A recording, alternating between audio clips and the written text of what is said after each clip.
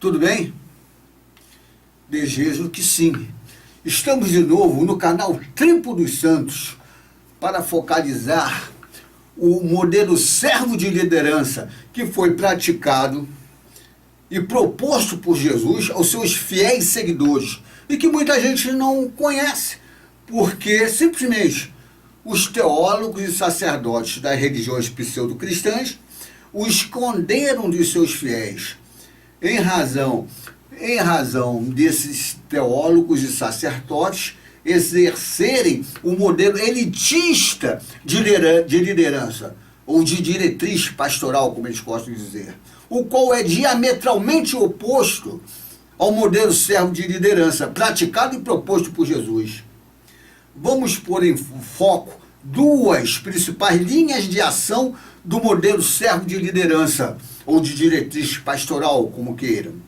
Vamos focalizar também dois principais opositores ao modelo servo de liderança. A presente palestra é a primeira parte desse tema. Em breve apresentaremos a segunda parte desse tema. Aguardem. A maldição do cristianismo, hoje em voga, e que nisso se denunciou já há muito tempo, no início consistiu em dois campos de resistência ao modelo servo de liderança e ao modelo de sociedade igualitária, ambos desencadeados pelo Jesus histórico. Essa maldição do cristianismo continuou se desdobrando, entretanto, em diversas outras formas de resistência, durante 2000 anos até chegar aos nossos dias. Essas diversas e malditas formas de resistência consistem nas diferentes formas de clero pseudo-cristão, católico, ortodoxo, islâmico, anglicano, protestante, evangélico, cientificista, etc. Clique aqui embaixo desse vídeo para ver o presente tema, mas na forma de texto, com a citação bibliográfica. Então vamos tratar duas linhas fundamentais do modelo servo de liderança.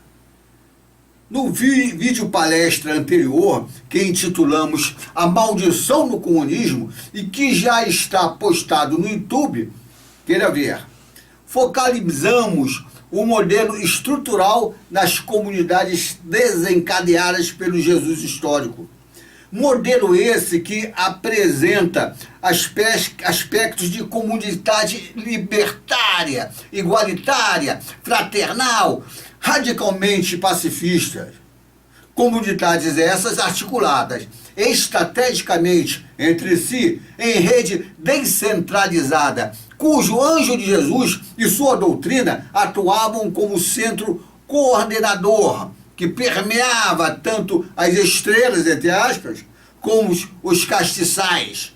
O signo estrela representa o tipo de intelectual político que exercia o modelo servo de liderança ou de diretriz pastoral em cada comunidade igualitária. O signo castiçal simboliza cada núcleo da rede descentralizada de comunidades igualitárias. Não havia, portanto, estrategicamente, um líder, nem um órgão físico central nessa rede descentralizada, senão o Espírito de Jesus e do Deus do amor, do direito e da justiça. Essa estratégia empreendida pelo Filho do Homem, então, mostrou-se eficaz e resistiu por mais de 200 anos. Confira o significado dos signos estrela e castiçais no contexto da alegoria pertinente em Apocalipse 1, 19 e 20. Cada estrela, ou modelo de servo de liderança, exercia, entre outras coisas, a organização do trabalho, da distribuição igualitária dos produtos e serviços e outras coisas. O líder servo exercia também e, sobretudo, duas linhas fundamentais, características próprias do modelo servo de diretriz pastoral. Modelo esse que Jesus definiu claramente para as lideranças, os 12 principais discípulos, que ele estava preparando a fim delas darem continuidade ao movimento revolucionário. Lá, então disse Jesus. Jesus, porém, os chamou, os 12, e lhes disse: sabeis que os chefes das nações as subjugam e que os grandes a governam com autoridade. Não seja assim entre vós. Todo aquele que quiser tornar-se grande entre vós, faça vosso servo. E o que quiser tornar-se entre vós o primeiro, se faça vosso escravo, assim como o Filho do Homem veio, não para ser servido, mas para servir e dar sua vida em resgate de uma multidão. Isso está lá em Mateus 20, 25, 29. O modelo servo de liderança já havia sido definido claramente pelo segundo Isaías, no livro da Consolação, através dos poemas sobre o servo. Confira lá Isaías 42, 1, 9 e outros. A primeira linha de ação fundamental pertinente ao modelo servo de liderança consistia em fermentar ou salgar, entre aspas, os indivíduos da massa pobre trabalhadora. Fermentar ou salgá-los no sentido de ajudá-los através dos conhecimentos técnicos de ordem psicológica, a exemplo da espada de Jesus e de todos os grandes profetas individuais. Quer dizer, o sentido profundo da noção de conversão individual que Jesus aprimorou e ensinou, e que se propagou junto com o movimento que ele desencadeou. Os conhecimentos técnicos enfechados pela perspectiva psicológica consistem na espada de Jesus, isto é, um instrumento de luta que pode ser voltado em favor do indivíduo para o desenvolvimento de autoconhecimento, capacidade de autodirigência e consciência social crítica e transformadora. Ou seja, instrumento de luta voltado para a libertação do indivíduo, tanto das cadeias ideológicas como das garras igualmente ideológicas exercidas pelos ideólogos. Libertação das cadeias ideológicas. Essas cadeias consistem em ideologias falsas e alienantes, ao exemplo dos dogmas católicos, das doutrinas protestantes, evangélicas, islâmicas e outras. Doutrinas falsas essas que os ideólogos inventam e as inculcam no entendimento dos indivíduos e que funcionam como a noção de definição da situação, entre aspas. Ou seja, independentemente da atuação presente do ideólogo que inculcou uma doutrina, ideologia igual a cadeia, no entendimento da ovelha robô, esta ovelha carregará consigo essa ideologia falsa no seu entendimento, como se estivesse preso nela. Ou melhor, a tal cadeia influenciará a conduta tanto subjetivo como objetivo da ovelha robô. Libertação também das garras ideológicas, as ações, omissões, encenações, etc., exercidas pelos ideólogos.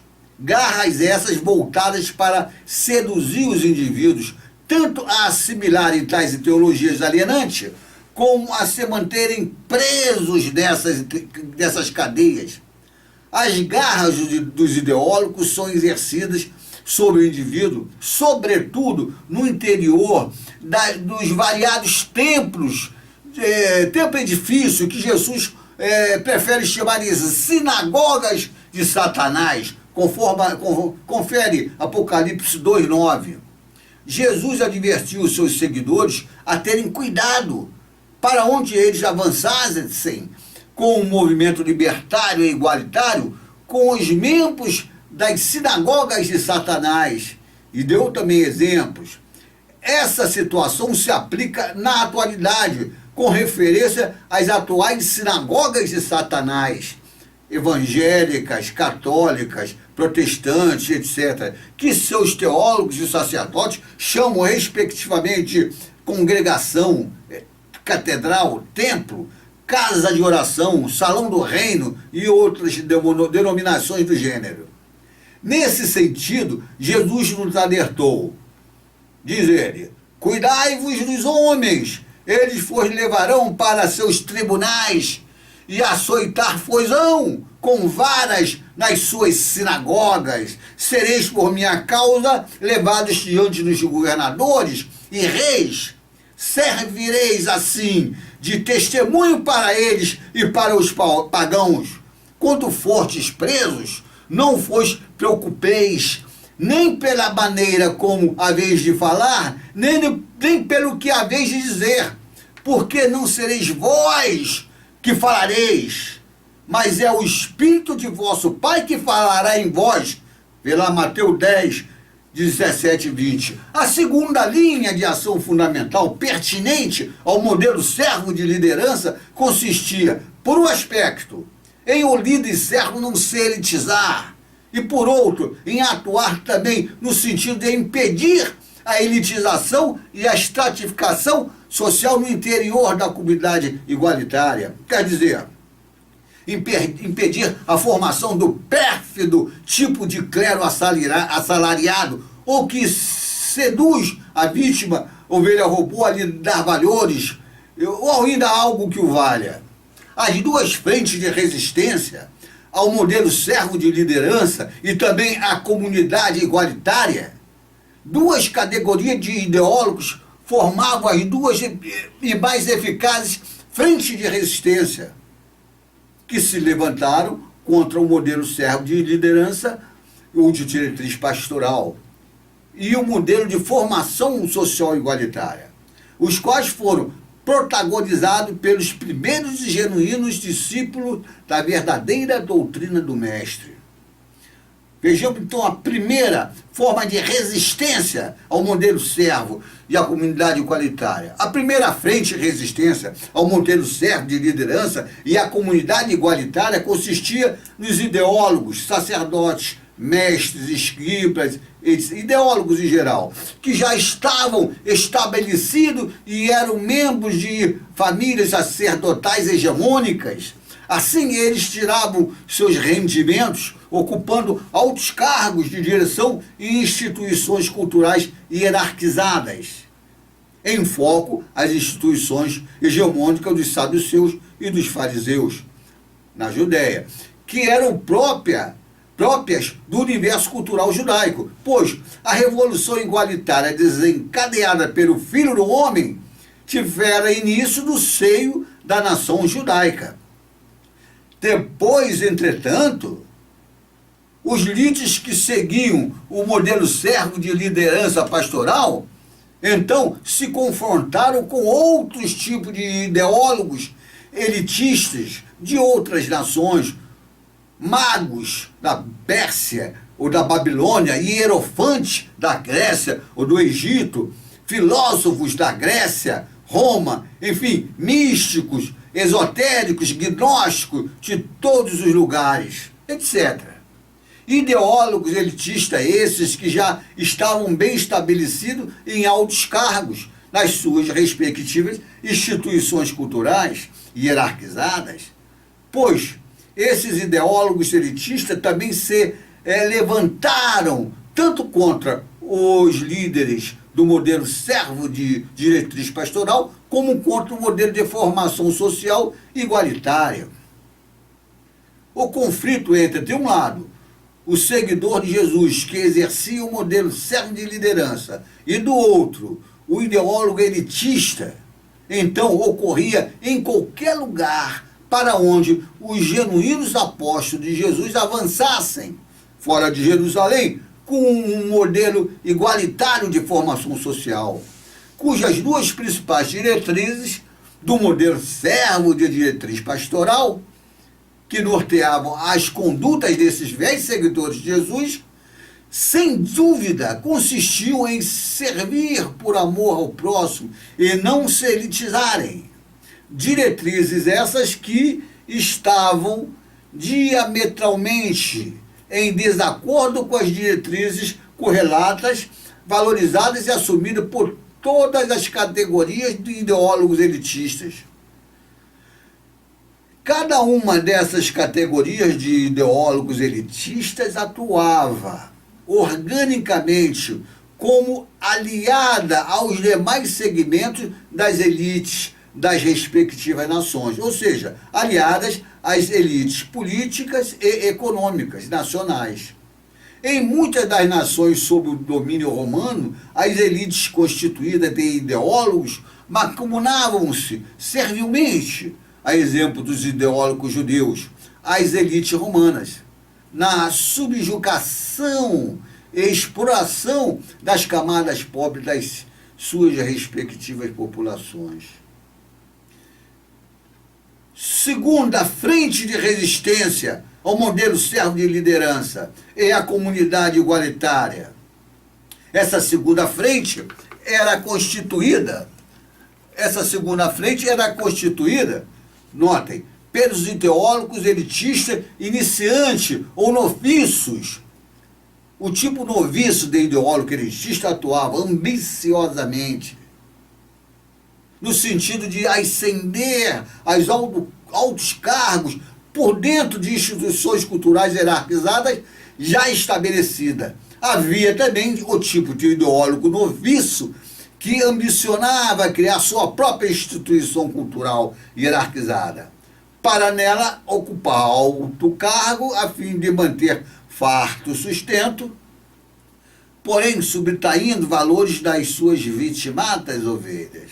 Ora, o quadro de acesso aos postos superiores por dentro da instituição cultural hierarquizada das religiões antigas, na verdade, era restringido, em muitos casos, pelo acesso por transmissão hereditária.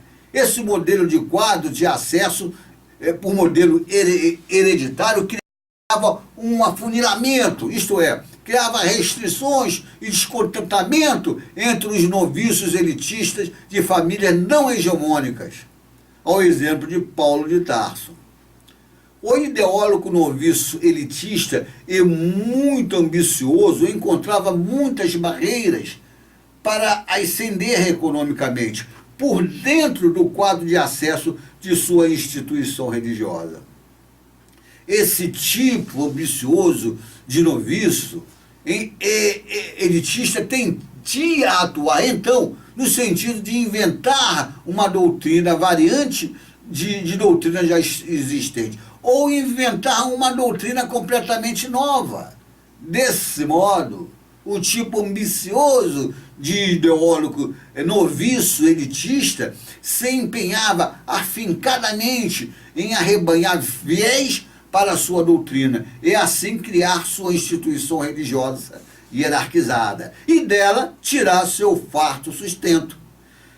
Situação análoga vem ocorrendo contemporaneamente com as religiões protestantes e evangélicas, que se prolifera rapidamente e assim vem traçando, junto às outras religiões pseudo-cristãs, católica, ortodoxa, etc., com que uma teia de raízes cancerígenas de natureza cultural na sociedade. Nas escolas filosóficas, sapienciais, etc., o discípulo remunerava o seu mestre para que este lhe transmitisse conhecimento. Depois de haver adquirido tais conhecimentos, o ex-discípulo, agora mestre formado, tinha que arrebanhar adeptos para destes subtrair seu sustento e se tornar mestre. Obrigado mais uma vez pela sua atenção e aguarde a segunda parte do presente tema. E clique no link aqui embaixo desse vídeo para ver o presente tema na forma de texto e com a citação bibliográfica. Até lá!